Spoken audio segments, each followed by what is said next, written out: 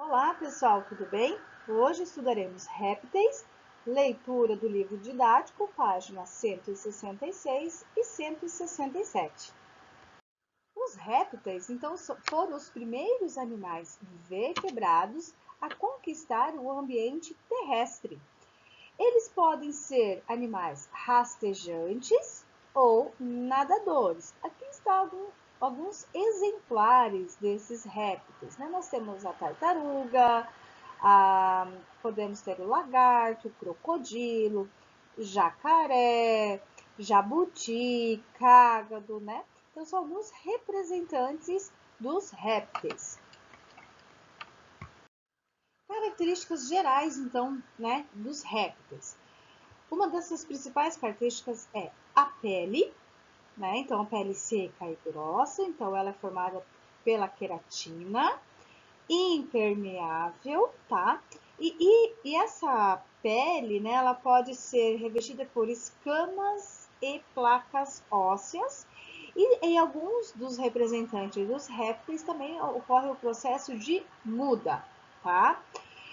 São animais pecilotérmicos, ou seja, a variação do corpo, da temperatura corporal, vai variar conforme o ambiente. Então, ele necessita do calor do meio externo para se aquecer. Esses animais possuem, então, um sistema digestório completo. O coração de alguns representantes, nós vamos observar no próximo slide, que já é quase completa essa separação das cavidades. Órgãos olfativos dos répteis, eles permitem sentir o gosto e o cheiro, então o órgão olfativo é bem desenvolvido. A maioria é capaz de ouvir alguns sons e a visão não é tão privilegiada. E outra característica bem importante é o desenvolvimento do ovo, né, dos seus ovos, que são recoberto pela uma estrutura calcária que lhe permite então que esses ovos eles consigam permanecer no meio externo, não sofra com as mudanças, né, com as mudanças ambientais, e dentro desses ovos possuem estruturas que auxiliam na nutrição desse embrião. Veremos nessa imagem, então, a estrutura, né, do coração. Vamos começar pelos peixes, né? Então, os peixes, a estrutura, né, do coração é bem simples, não há cavidades, né? E esse sangue que está passando pelo coração é apenas o sangue venoso, ou seja, rico em gás carbônico.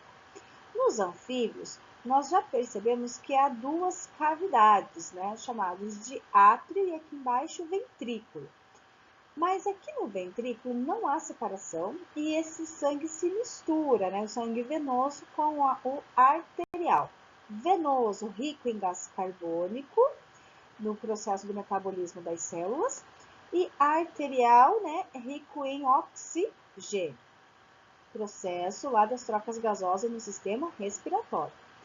Os répteis, nós podemos observar então que há separação dos átrios e nos ventrículos está quase totalmente separados, tá? Então aqui não há tanta mistura do sangue venoso com o arterial. Mas os crocodilos, eles já possuem essa divisão. São bem parecidos com as aves e mamíferos, tá? Então, dos répteis, os crocodilos possuem, então, essa divisão no coração e não há mais troca, né, com o sangue venoso com o arterial. Cada um segue o seu fluxo. E dentro, então, dos répteis, nós temos três classificações, né? Os quelônios, ou os crocodilianos, e os escamosos. E cerca das espécies, né, que é apenas 7.000 espécies conhecidas no mundo.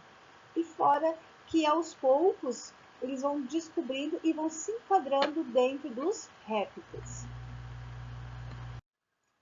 Quelônios. Os quelônios possuem um casco, carapaça e plastrão, tá? Esse plastrão é essa região ventral desses animais. Eles possuem essa região, o macho, tá? Então, o macho apresenta essa região ventral um pouco mais côncava, justamente por quando ocorrer a cópula, ele conseguir ficar em cima da fêmea, tá? Então, essa região do plastrão nos machos e são um pouco mais côncavos para auxiliar, então, na cópula. Esses animais não possuem dentes, tá? Então, possui a boca em formato de bico, ele possui umas lâminas córneas que auxiliam, então, no corte do alimento. Nós temos representantes terrestres e aquáticos. Aquáticos, nós temos a tartaruga, que é um exemplo tanto da água doce como salgada. Jabuti é o representante terrestre. E o cágado, então, é o representante de água doce. Os crocodilianos, então, possuem o corpo alongado, placas córneas, né? Eles possuem dentes bem afiados, né?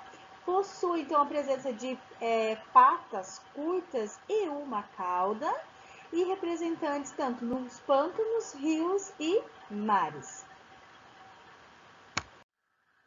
A classificação, então, dos escamosos, né, ou escamados, né, possui escamas, alguns representantes são venenosos, tá?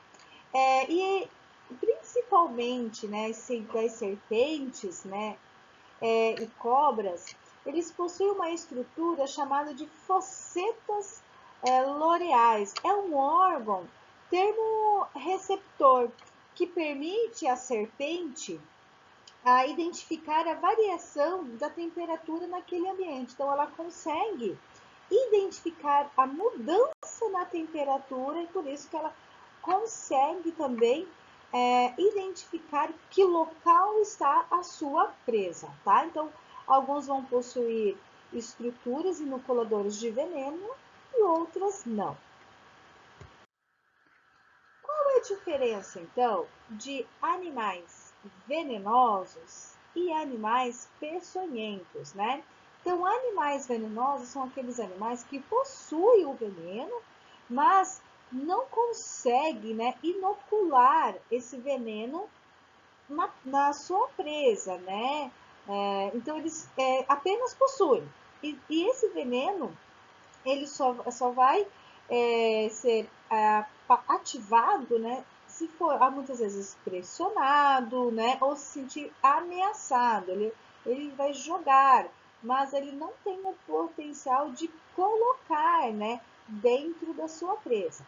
Agora, animais peçonhentos são aqueles que inoculam, ou seja, eles introduzem dentro, né, consegue colocar dentro esse veneno dentro das suas presas, tá?